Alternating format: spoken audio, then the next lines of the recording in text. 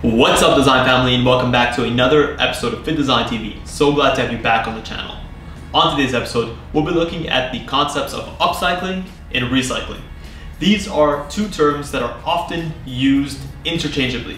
However, this is incorrect because both upcycling and recycling, though similar sounding, are actually unrelated to each other and in the physical and industrial processes that are involved. We'll be looking at both of them and highlighting the key similarities and differences between both processes, as well as evaluating their environmental impact on our world. If you've ever been interested in either of the two, this is a quick video that's going to give you everything you need to know. Hey guys, and welcome to Fittdesign TV. So glad to have you here. On this channel, we discuss all things sports fashion, graphic design, manufacturing, and technology. We'll discuss key topics, answer pressing questions, and provide actionable steps on starting your own product line. If you're interested in any of the above topics, stick around. You're in for a good one.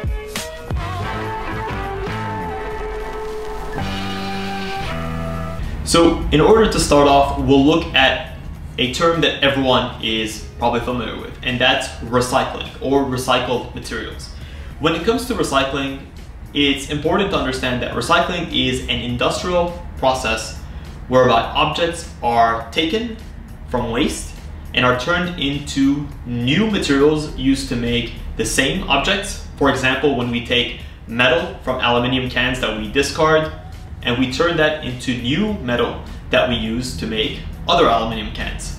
So that's a common process. Or on the flip side, where we take materials and we sort of repurpose them. So we take things like plastic from wastes in the ocean and we turn that into the building blocks necessary to make new materials like fabrics that are used to make things like leggings and sports bras. So with the recycling, you can either repurpose that material for the same purpose it had before or repurpose it for something different. Doesn't matter, they're both considered to be recycling. When it comes to recyclables in that process, these are collected from everyday places like your homes, communities, industrial plants, commercial centers, and are taken to a recycling plant where they're first sorted by type.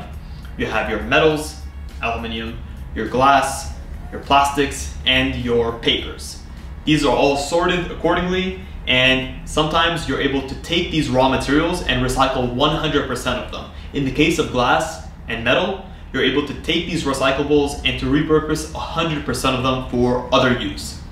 However, in other cases, like with plastics and paper, you're unable to do that because the process of recycling, which is an industrial process and a pretty intensive process, actually breaks down the building blocks. So what ends up happening in this case is you'll take a certain percentage of that material and you'll mix it with new, fresh materials in order to make your new recycled materials. So with things like paper and wood, you're able to recycle them, but not 100% of them. Now that we've looked at the process of recycling, let's turn our attention to upcycling.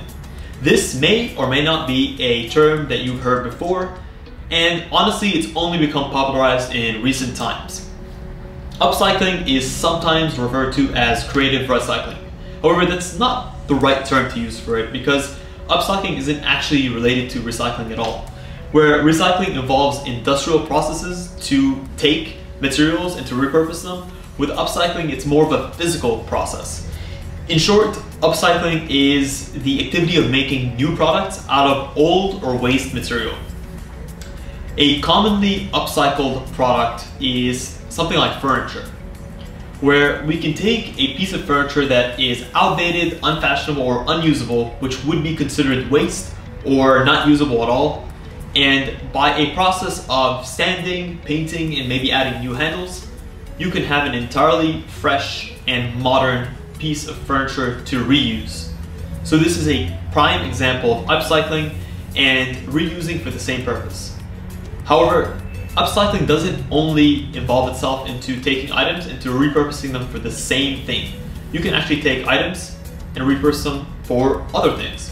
What's an example of this? Well, if you look at a plastic bottle. Plastic bottle can be upcycled quite easily into something like a face visor, a light shield, bird feeder, so on and so forth.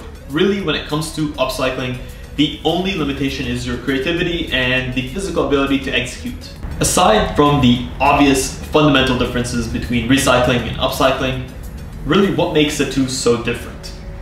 Well, recycling involves the destruction of waste in order to create something new, whereas upcycling involves the repurposing of waste in order to create something new. With upcycling, the original form is retained in the new object. It's instantly recognizable as to what it has been and now what it has become. In a sense, an upcycled object is sort of a tribute to its former self. Also, while recycling is quite practical, upcycling is highly creative and can involve a wide variety of techniques and processes in order to provide an outlet to repurpose old things into new things. In summary, reuse and upcycling can actually reduce the need for recycling, which is a major plus. However, if you end up with goods or materials that can no longer be repurposed easily, then it's a much better option to recycle them than to have these materials end up in landfills. So that's pretty much it, guys, when it comes to the key differences and similarities between recycling and upcycling. This was a question that was on my mind, and I'm sure it was on yours as well. So if you guys enjoyed this video and want us to do other videos where we compare pressing issues or pressing topics that you probably wondered in the past, let us know what those questions are in the comments below. We've done other videos in this series, like what's the difference between spandex and elastane.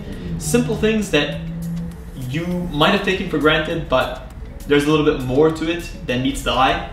And hopefully we've opened up your eyes when it comes to these videos. Thank you guys so much for tuning into Fittdesign TV. Until next time, stay awesome.